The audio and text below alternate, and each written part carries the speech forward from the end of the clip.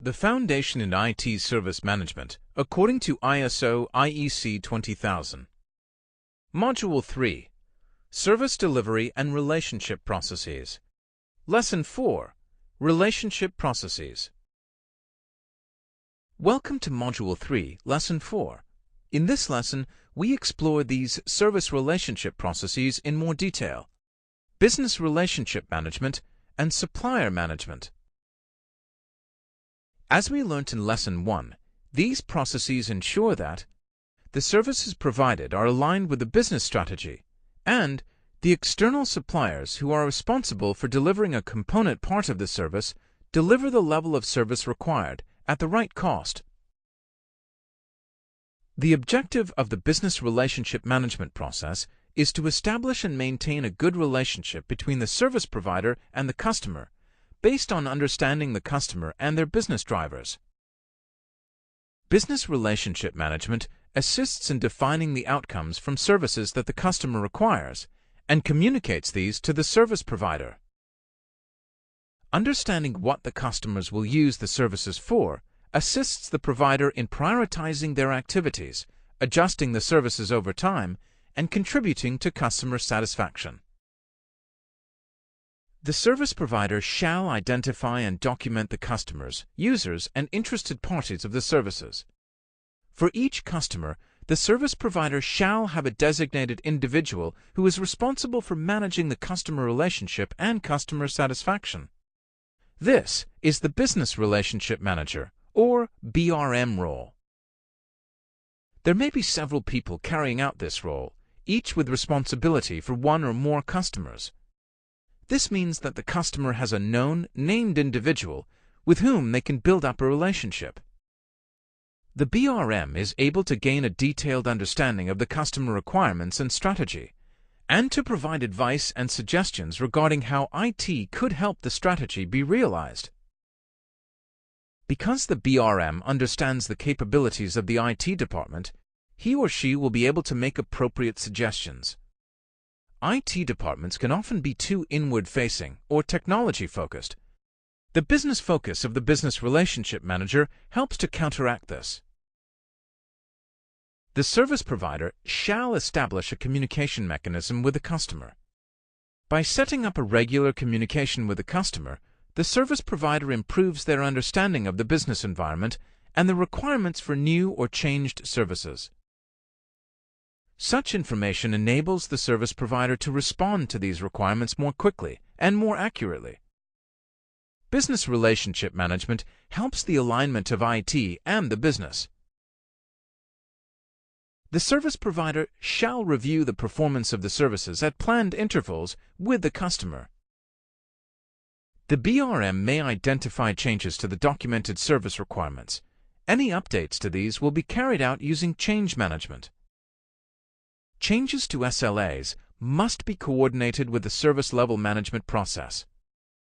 It is important to understand that the Business Relationship Manager does not replace the Service Level Manager. Their roles are complementary. The BRM helps to identify new or changed requirements, and the Service Level Manager ensures that these can be met through SLAs, operational level agreements, and underpinning contracts. An important element of the work of the Business Relationship Manager is dealing with customer complaints. The standard states that the service provider must agree the definition of a service complaint with the customer. The BRM must then follow a documented procedure to manage such complaints. The procedure must include the service provider recording, investigating, acting upon, or escalating the complaint as required, then closing and reporting on all service complaints. Where a service complaint is not resolved through the normal channels, escalation shall be provided to the customer. Measuring customer satisfaction is a requirement for business relationship management. The standard specifies that the service provider shall measure customer satisfaction at planned intervals based on a representative sample of the customers and users of the service. The results shall be analyzed and reviewed to identify opportunities for improvement. It is important that the basis for choosing who to sample and when is specified in the documentation. The checking of satisfaction levels and the implementation of any required actions is part of the check and act stages of the Deming cycle. The auditor may ask to see agreed actions and their outcomes from previous reviews. Now let's look at the last process in this module, the relationship management process for managing suppliers. The objective of the supplier management process is to manage suppliers to ensure the provision of seamless, quality services. As suppliers are providing an element of the overall service which the service provider delivers to the customer, it is essential that suppliers are monitored and managed, as failure by a supplier could result in the failure of the service provider to deliver the level of service required by the customer.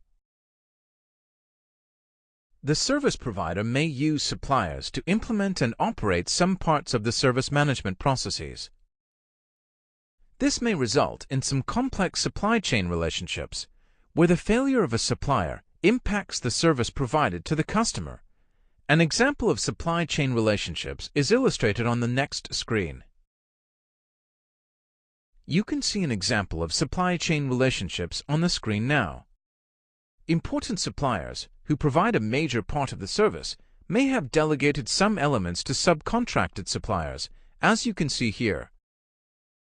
Supplier management must be assured that all suppliers are being effectively managed to reduce any risk to the service from poor supplier performance.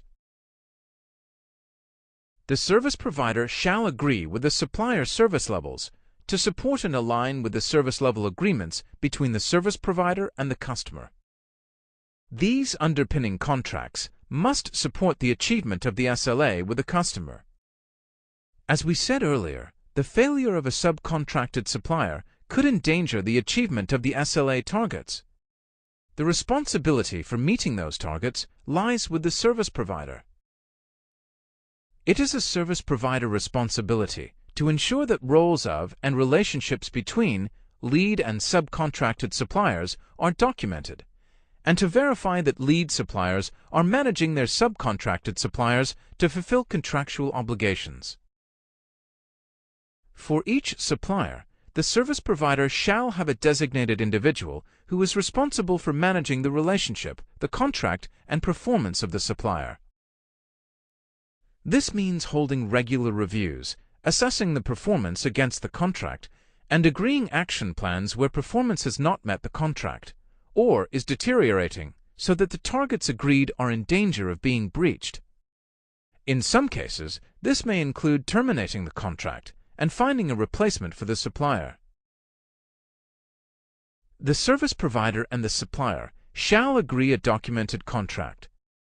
The standard defines several mandatory items to be contained within or referred to by the contract. You can see some of these here. The scope of the services to be delivered by the supplier, any dependencies between services, processes, and the parties, the requirements to be fulfilled by the supplier, the service targets to be met. More of the mandatory items in the contract are shown here. They are interfaces between service management processes operated by the supplier and other parties, integration of the supplier's activities within the SMS, workload characteristics, and contract exceptions and how these will be handled. The remaining mandatory items in the contract are shown here. The authorities and responsibilities of the service provider and the supplier, the reporting and communication to be provided by the supplier, the basis for charging, and the activities and responsibilities for the expected or early termination of the contract and the transfer of services to a different party. The auditor may ask to examine any contracts the organization seeking certification has with any of its suppliers. He or she may also seek evidence that these items are being fulfilled, and if not, that they have been raised and an action plan agreed during a review. Monitoring and reviewing supplier performance at planned intervals is a mandatory responsibility of the service provider. The performance shall be measured against service targets and other contractual obligations. Results shall be recorded and reviewed to identify the causes of non-conformities and opportunities for improvement. As with many of the other processes covered by the standard, it is necessary to be able to prove, with evidence, not only that a policy exists, but that it is being reviewed and improved. Through discussion at the service review, it may become apparent that the current service no longer reflects what is required. Any changes to the contract, such as changing its scope, service targets, or services supplied, shall be controlled by the change management process, so that a complete impact assessment is carried out before any changes are made. Inevitably, there will be failures to agree between a supplier and the service provider from time to time. The standard ensures that a documented procedure to manage contractual disputes between the service provider and the supplier is in place. Finally, it is important to realize that the scope of the supplier management process excludes the selection of suppliers and the procurement of services. The responsibility for this could vary between organizations without affecting their compliance with the standard. Following on from the earlier discussion about supply chain relationships, you may find it useful to look at the further examples shown in ISO IEC TR 20000-3 if you have access to a copy of the standard. Let's review the content of this lesson with an exercise. We are going to prepare for an audit against the standard at Ceylon Ordnance. Plan to spend 20 minutes on this exercise.